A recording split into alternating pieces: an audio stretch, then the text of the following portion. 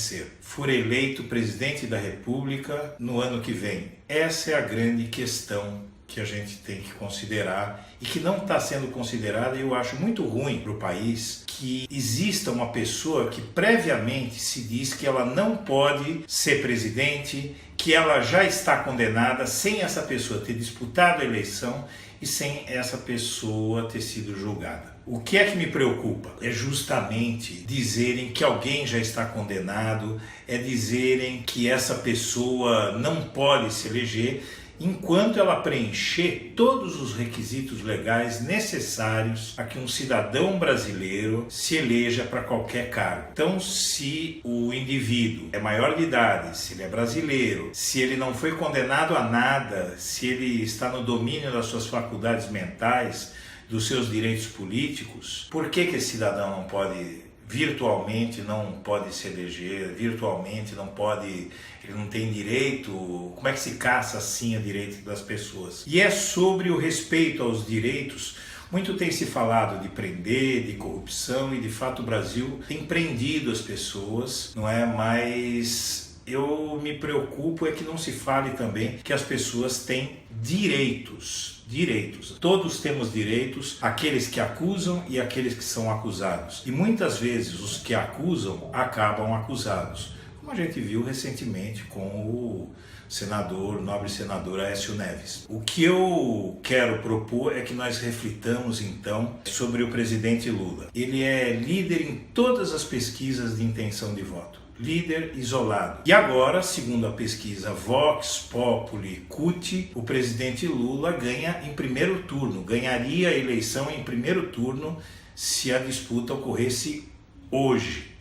Como a disputa não ocorre hoje, a gente não sabe, mas se ocorresse hoje, o presidente Lula ele seria o candidato mais forte do momento. Ele estaria com um pé na presidência. Por quê? Porque não há nada que o inabilite para disputar a presidência, ele não foi condenado a nada, ele está de posse de todos os seus direitos, e ele tem hoje uma quantidade enorme e crescente de intenção de voto. O que pouco se fala é que a rejeição do presidente Lula, do ex-presidente Lula, para quem preferir, é que ele tem uma rejeição cada vez menor e ele tem uma aprovação cada vez maior. Então, virtualmente, ele é um candidato fortíssimo, ele está já com um pé na presidência. Alguns dizem não, porque ele não vai poder disputar. Como é que ele vai disputar de dentro da cadeia? Ora, tudo bem.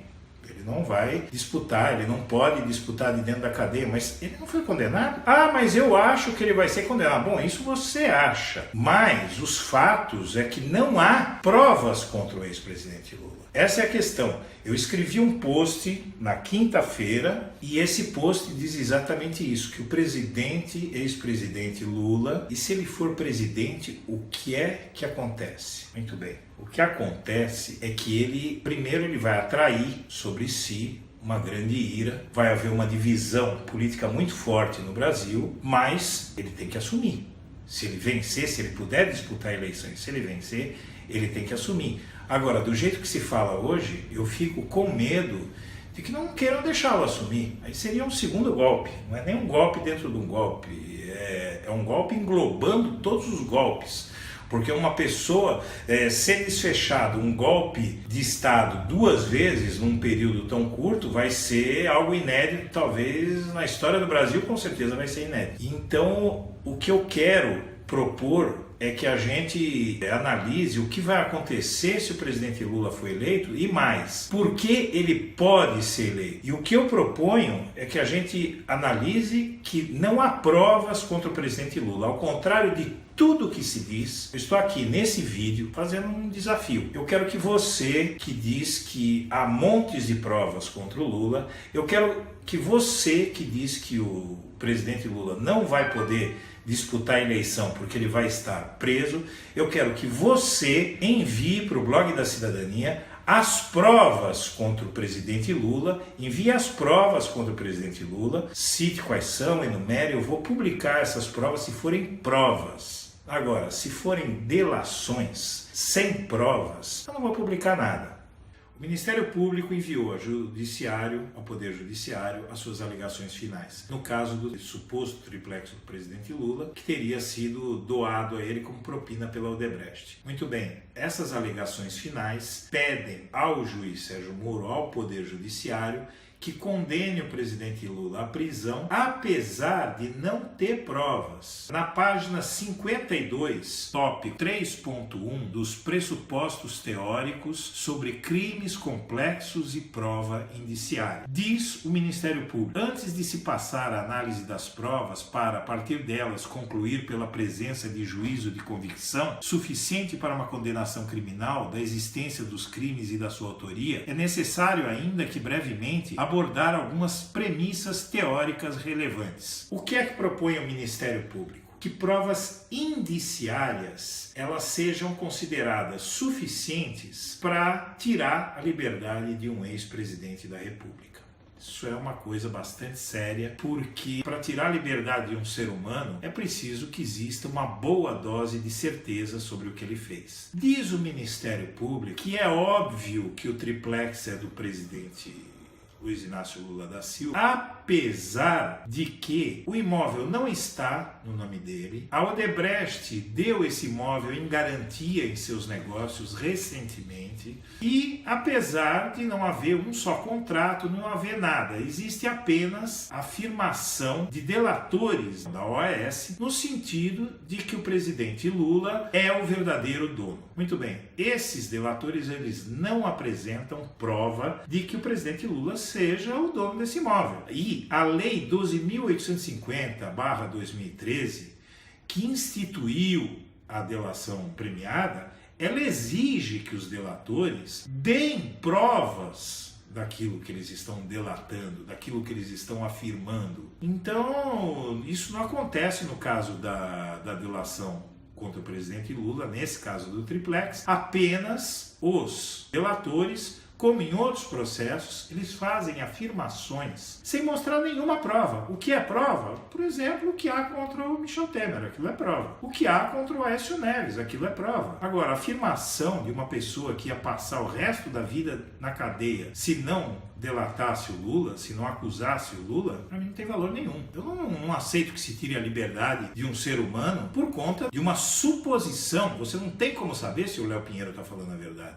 Ele tem que provar que ele está falando a verdade. Ele apenas dizer que o Lula recebeu um triplex como propina, sem provar isso, ele pode estar dizendo isso para se livrar da cadeia. É factível essa afirmação? É óbvia? É provável? Então não dá, é muito pouco. Mas, mais uma vez, eu volto ao documento do Ministério Público, intitulado Argumentação Final do Ministério Público na ação do triplex contra o presidente Lula. Chega a um determinado ponto que o Ministério Público diz o seguinte: se é extremamente importante a repressão aos chamados delitos de poder e se simultaneamente constituem crimes de difícil prova, o que se deve fazer? A solução mais razoável é reconhecer a dificuldade probatória e, tendo ela como pano de fundo, medir adequadamente o ônus da acusação, mantendo simultaneamente todas as garantias da defesa. Veja, isso é um absurdo. Isso é um absurdo. O que o Ministério Público está dizendo, trocando em português coloquial, é o seguinte: não tenho provas para condenar o Lula,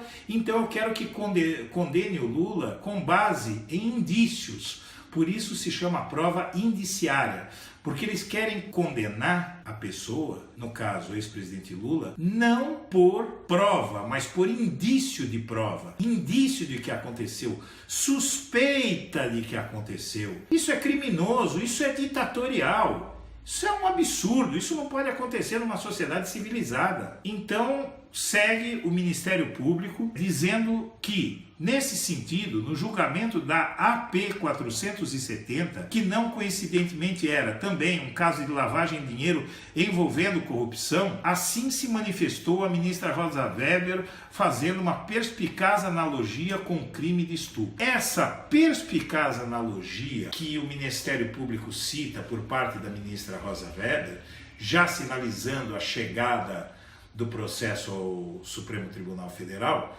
já antevendo, o Ministério Público com todo esse otimismo de que vai chegar a esse ponto, ele propõe que seja usado o mesmo argumento do julgamento do Mensalão para condenar o ex-presidente Lula. Qual é o grande argumento do julgamento do Mensalão para jogar políticos na cadeia? Sem provas. É o argumento do domínio do fato. Então, no caso, o José Dirceu era o ministro-chefe da Casa Civil do governo Lula e ele mandava e desmandava, e ele pode ter ordenado que o Estado brasileiro fizesse negócios, ainda que no Mensalão não ficaram provados, mas fizesse negócios que permitiu as pessoas obter propina e tal. Muito bem, no caso do triplex, mesmo esse argumento torto, esse argumento absurdo, ele seria inviável, porque o presidente Lula, quando houve a suposta corrupção a que se refere o Ministério Público, o ex-presidente Lula não era mais presidente, ele não mandava em nada. Não tem como imputar domínio do fato ao ex-presidente Lula.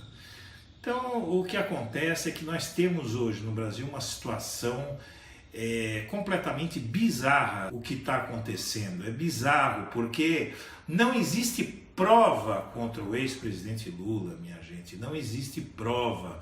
O que existe é a suspeição do Ministério Público, é a suspeição de que o ex-presidente Lula teria feito alguma coisa porque alguém falou que ele fez, mas não provou. E o pior é que o Ministério Público reconhece, na forma da expressão, dificuldade probatória. Ou seja, dificuldade probatória, dificuldade de provar. Se ele tem dificuldade de provar, é porque ele não está provando. Se ele não está provando, não pode condenar. Desculpe, Ministério Público.